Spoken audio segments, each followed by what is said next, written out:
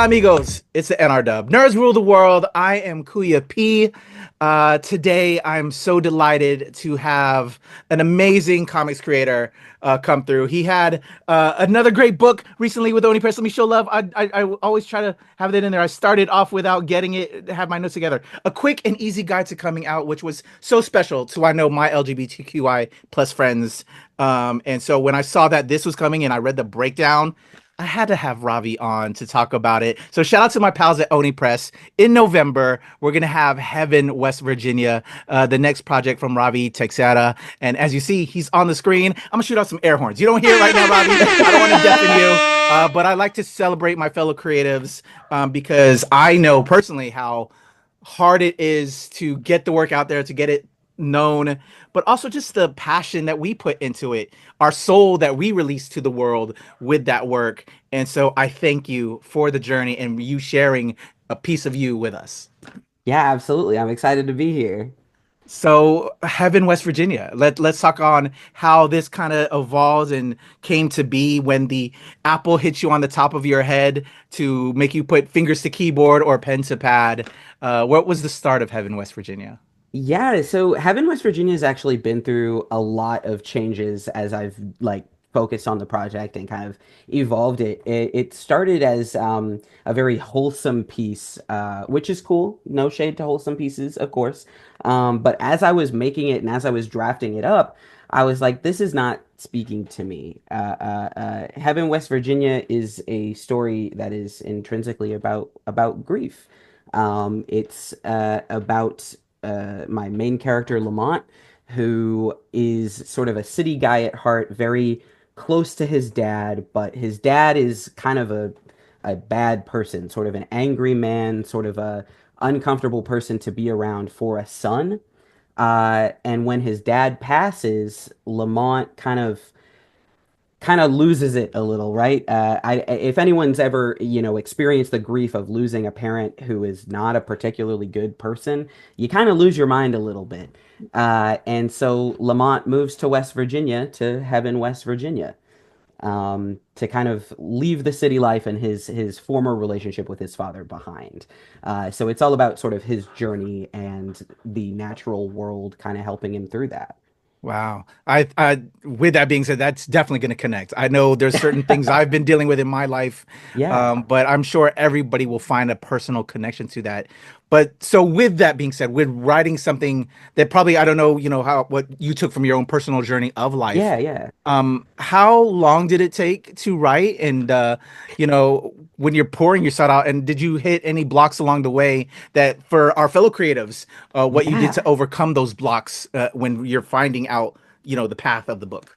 Yeah, I love this question and how it relates to Heaven because, like I said, it's been through a million different iterations. I've had several drafts over the course of 5 years. This book has taken me so long to make, and it's been a really awesome journey, very much like a find yourself type of journey, right? But to answer the specific question of how long did it take to write, I'm still writing it, my man. It's Oh still wow. happening. Yeah, That's why yeah. we still This got till November. yeah, basically, yeah, that's why it's coming out in November is I am right now kind of just in the coloring stage, sort of finishing up the work, right? It's not, I don't have a whole nother draft to write, right? But it is still kind of coming together and finishing up because it has been such a personal thing. It is very much about sort of my life and what I've gone through, the fictionalized, kind of storytelling version of that. But it is very much a very personal story. I think, anyone who has kind of a strained relationship with their dad, or even a really good relationship with your dad, it can be very personal and it can take on like this sort of huge, monstrous thing, which is what Lamont is seeing. I mean, the page that you have behind you there is a vision Lamont is seeing of his father. Mm, And he's kind of being haunted by his own sort of mind and his own grief, essentially. And in that same respect, working on this, I feel sort of a relationship with Lamont, right? Like, I feel kind of yeah. like, you're going through this fictional character that I've created. So many people that I know have gone through something similar or something that can relate to that. Um, But even if that wasn't the case, he's just kind of a character that is very emotional. And so I'm a very emotional person as well, and I'm kind of getting into it and really feeling it. It's very much been a hands-on, feelings on, thoughts on, brain on process, if that makes sense. Oh, totally, completely. I feel you on that. Is it so in regards to process, right? And Yeah. you're still in the process of it. When you are you're the person that has to put on all the different hats to Yeah, create. yeah, because I am. It's all What is me. that Yeah. like for you? Or what is your method to again all the fellow creatives that are watching this and how you know how do you plan it out when you're like I want to get script done by this day or like pencils this day, inks, color. How do you work if you don't mind sharing that? Yeah, yeah, yeah. So first of all, I have ADHD. So this shit is difficult regardless, okay? I feel that. You have to love it. You really have to love it, and you really have to like some days you got to force yourself to love it for Yeah. sure. But you definitely have to love it because it can be very grating, it can be very challenging and difficult, but I would say process-wise, my first step is thumbnails, and I have a couple here that I'm going to put on the camera really quick. Ooh. Yeah, just because I have them. And you'll see that these ones have clearly all been done because they're all X'd out. That is my extremely professional processes. I draw my thumbnails first, even before I do a script, because the writing down of the script can get you a little bit bogged down. Oh, so you Um, think visually first before you get to the yes. actual dialogue. Okay. Yes, I am very much a visual person, and this book specifically, it's kind of trying to evoke a dreamlike, sort of nightmarish, you're not always sure what's going on, you're not always sure what's real. And so visually, that has to be sort of your main thing. Dialogue, words are not necessarily as important when you're making something that is dreamlike or something that is kind of, you're trying to get the reader lost in it, right? So I do my visuals first, and then I do a script. And my script is so simple. It's just bulleted like Lamont has to say this, Coyote has to do this. Very simple, very, because it's for me. It's not for anyone else. So I'm the person who's seeing it. So it can be a little bit lazy, a little bit, whereas the thumbnails are a lot more involved. Once I'm done with that, and the thumbnails and the script were finished several years ago now. Once I'm done with that, I take them over to Procreate, which I have on my iPad. A lot of creators use a lot more complicated processes, and I all respect to those. Bigger tablets attached to the computer and whatnot. All respect to those, 100%. Procreate for me is exactly as simple as I need it to be. My work is very sketchy. My work is very, I mean, you can see it's right behind you. It's very like, I want it to look like artwork. I don't want it to look like real, if that makes sense. Oh yeah, Um, totally. so Some stuff is way Procreate, too processed. yeah, and that stuff is awesome. Yeah, Absolutely no no, shade yeah, to no, all that. respect to those. Yeah. But for me, Procreate is perfect because I just got to put the pencil to paper, and instead of pencil and paper, it's just my handy dandy iPad. And I'll take the thumbnails and I'll bring them into the sort of full page. And I'll either draw over the kind of guidelines that I gave myself in the thumbs, or I'll kind of, let it do its thing. For example, the page behind you, we could tell that it was broken glass in the thumbnail, but I didn't know exactly where all the little bits and bobs would go, right? So it's sort of taking the simple thing and making it into a little bit more complicated, but not that much more complicated. And then from there, I usually will do lines first for everything. So like 1, 2, 3, 4, 5 to infinity pages are all lined. I'll send them off to my editor, and if she likes them and has no complaints, we'll move on to colors. These guys are currently finishing up getting colored, like I said. And the coloring process is a lot of fun. It's very much just kind of me, a little dude in my office, just coloring. I color for a living. Yeah. So it's a Um, lot of fun. It's a lot of fun. But yeah, kind of a lengthy answer there, but I hope that answered your oh no, question. definitely. I think the process heads like ourselves as creatives, We love Yeah. that. I know. I'm sure you probably ask the same of you. How do you go about doing? Oh, Because all the it's time, all the you know time. it's good input, so we can know am I crazy Yeah, or yeah. you Well, know. my cartoonist friends, we all have different like ways of doing this. Like I'm Yes, explaining my stuff, but it's so completely different to my best friend's stuff or to other cartoonist colleagues' stuff. And it's so interesting sort of finding the different ways of what feels good for you. Especially with a project so personal like this, being able to have it on the iPad feels like a kind of an intimate experience, right? yeah, Whereas I know some people really prefer like for example, my best friend prefers to use a fountain pen, you know? So everybody's doing different stuff and creating great art regardless, you know? exactly. Definitely love that. Um, One of the things I said earlier that also is special for me and my team here at Nerds Rule the World, we are like universal love here. You know, I am a person of color. Yeah. My main uh, co-host when we do our weekly shows is part of the LGBTQI plus community. It's all about representation, and it's so important for us. I know that some of these themes are in this project with Yeah. Yeah. your character Lamont and Coyote, and your previous project that you had that I spoke of, a quick and easy guide to coming out. What does representation mean to you, and then having it kind of also be in this, but still be universal, you know, so that Yeah. way no one feels left out.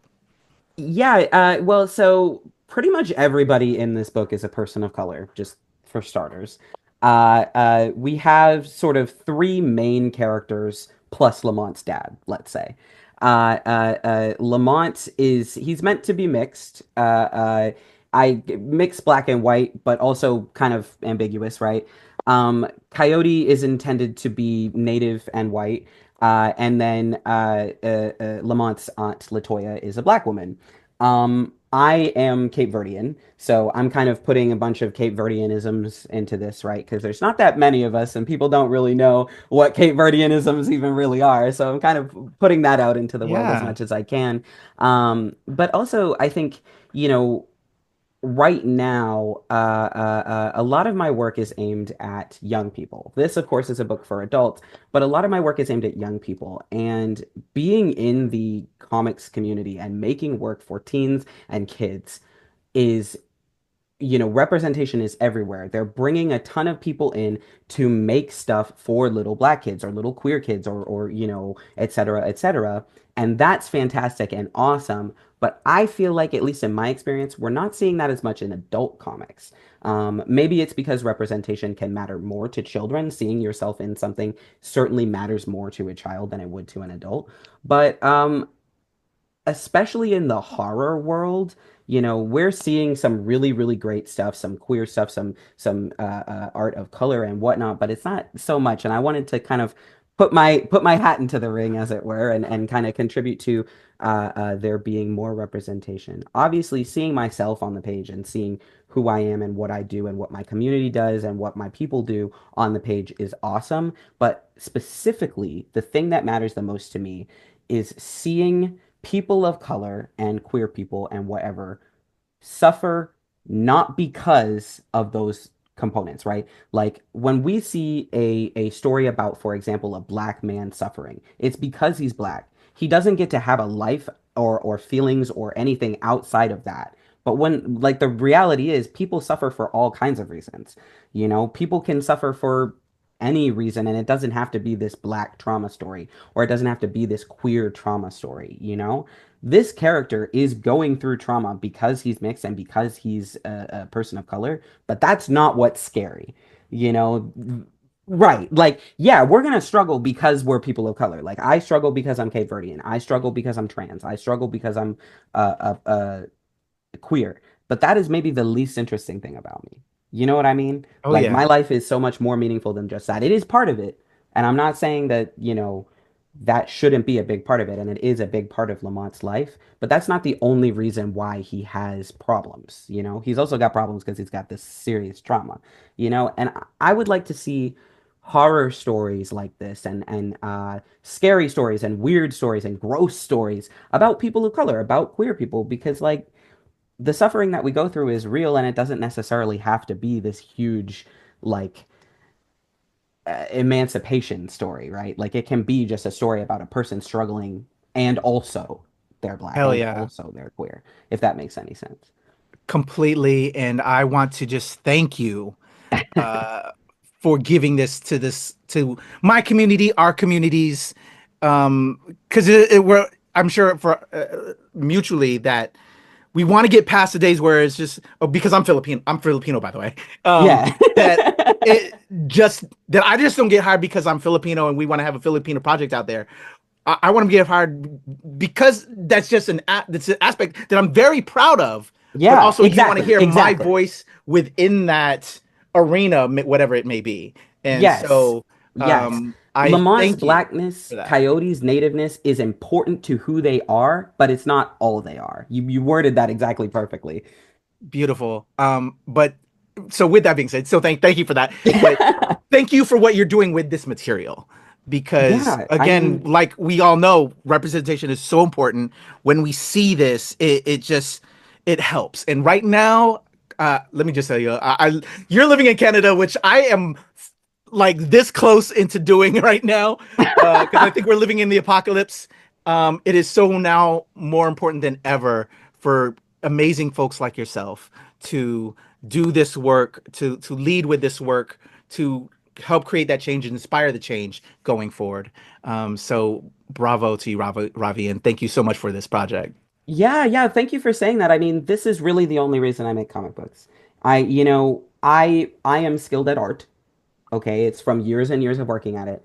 And those skills are not necessarily helpful when we're talking about like everything wrong with the world, right? So I'm trying to use the skills that I have to do something, right? Because like, yeah, maybe I'm not marching in the streets. Maybe I'm not, doing huge big things like this, but my art might change somebody's life. Maybe, you never know, right? That's the one starfish, right? Like I might help this one starfish. Um, but yeah, specifically, I think I am living in Canada, but I'm an American. I am an expat. I moved here for obvious reasons. And my family, for the most part, is still in the United States. And so if I can do anything, if I can inspire anything, it's making sure that they're safe and happy, making sure that my community back home is safe and happy, and doing the work here too. But, stuff's pretty rough in the United States right now, and I want to make sure that if I can bring something to the table that's going to make a positive change, then I'm going to want to do that, even if it is like a fun gay horror story. I'm going to want to bring something positive and something impactful to the table if I can. I love that, and I love you for that, Ravi. Thank you. Let me remind everybody again, Heaven, West Virginia will be arriving from Oni Press in November. I will have all the links to Ravi's socials and everything so we can follow you, show you love, and track until this book drops. Before I let you go, do you want to talk a little bit about a quick and easy guide to coming out in any other projects that we just want to throw some spotlight on? Yeah, a quick and easy guide to coming out came out, haha, in September of last year, so it's still very new. And seeing it on bookshelves is like it makes me crazy. Seeing it at the bookstore, it's a like the name implies, just sort of a loose guide to what you can expect when coming out. Obviously, everyone's experience is different, and we try and kind of my co-author Kristen Russo, who is fantastic and wonderful and amazing. She's got a million podcasts and stuff. Look her up; she's cool. She and I had a really wonderful time making it, and sort of thinking about this next generation, but also about adults, because there's plenty of closeted adults. And just sort of thinking about like in this tumultuous time, what coming out can look like, and the positives about that as well as the negatives. But yeah, that's in bookstores everywhere. You can find it. I saw it at Indigo the other day. It's everywhere. It's awesome. Oh, that's a Canadian one. At Barnes and Noble. There we go.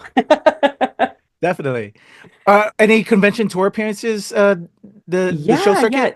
I'm going to Toronto Comics Arts Festival this year. I believe that's in May. They've got a new venue this year, so that's exciting. And then let's see, where else am I heading? Oh, geez, I wish I had this in front of me. I'm everywhere. A lot of shows around Toronto. I'm probably going to Ottawa Comic Con this year too. Um, yeah. All kinds of stuff. Awesome. It's all on The my link, Instagram. oh, no worries. I try to just always give love and light and give the people to, the time to tell them just all the things because we're here to support and show love. Yes, well, thank you Ravi, so much. a pleasure to chat with you, and congratulations on this project. Again, I can't wait to dive in and read and share with all my friends and family. But everybody, the amazing Ravi Teixeira. Links are going to be in the description. If he's going to be in your area at OttawaCon or just anything, go check him out. Show love. And I'm sorry to say that I mean they. I'm always trying to get that right. No worries. I use any pronouns, so you're good. I appreciate you. All the love to Ravi Teixeira. Go check out Heaven, West Virginia when it drops. Links in the description below. I'm KP, Nerds Rule the World. As other projects come through, Ravi, can you come back so I can give you your flowers? Absolutely. Absolutely. This was a pleasure. Thank you so much. Everybody, Ravi Teixeira, I'm Kuya P. Nerds Rule the World.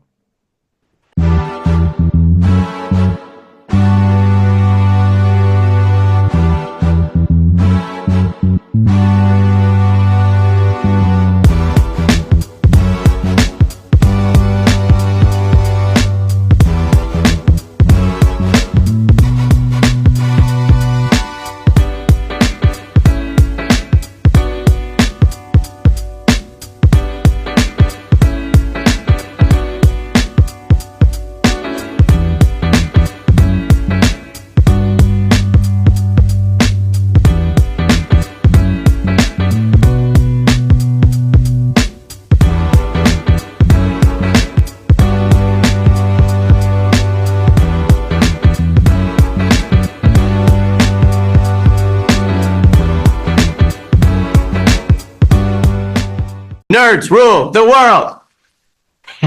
Pleasure chatting with you. Love to all my nerds who rule the world. Yeah. Nerds rule the world. Yes, we do. Thanks. Nerds rule the world. Thank you. I love the nerds ruling the world, so more power to you. Patrick, what up, man? And yes, they do. Nerds rule the world, kid. Yes, sir. Thank you. Awesome. Kuya P, Nerds Rule the World. Hello. Yes, they do. Yes. Oh, Nerds rule the world. I got. It's in the title of your show, like Nerds Rule the World. Like, I want more Black weirdos on screen, and I don't feel like we ever get to see that very much. Thank you Thank so you. much. Nerds Appreciate do it. rule the world. Yes. Thank you. Thank you, Nerds nerds rule. Love it. Hello, Sarah. Hello, Julie. Nerds rule. Yes. Rock on. I love it. Thank you so much. It's good to see you. I love Nerds Rule the World. But yeah, there's a heavy nerd component, man. Yeah. And at the end of the day, if you ask me, nerds rule the world. So Absolutely. And you're right. Nerds do rule the world. We're just the best. Yes. Thank you, Thank ladies. you so much. Yes. Thank you, guys. Bye. It's your boy Kuya P. Nerds Rule the World. Thank you so much, guys. I appreciate you. do. They rule the world all right. Yes. Take care, Tony. Thank you, guys.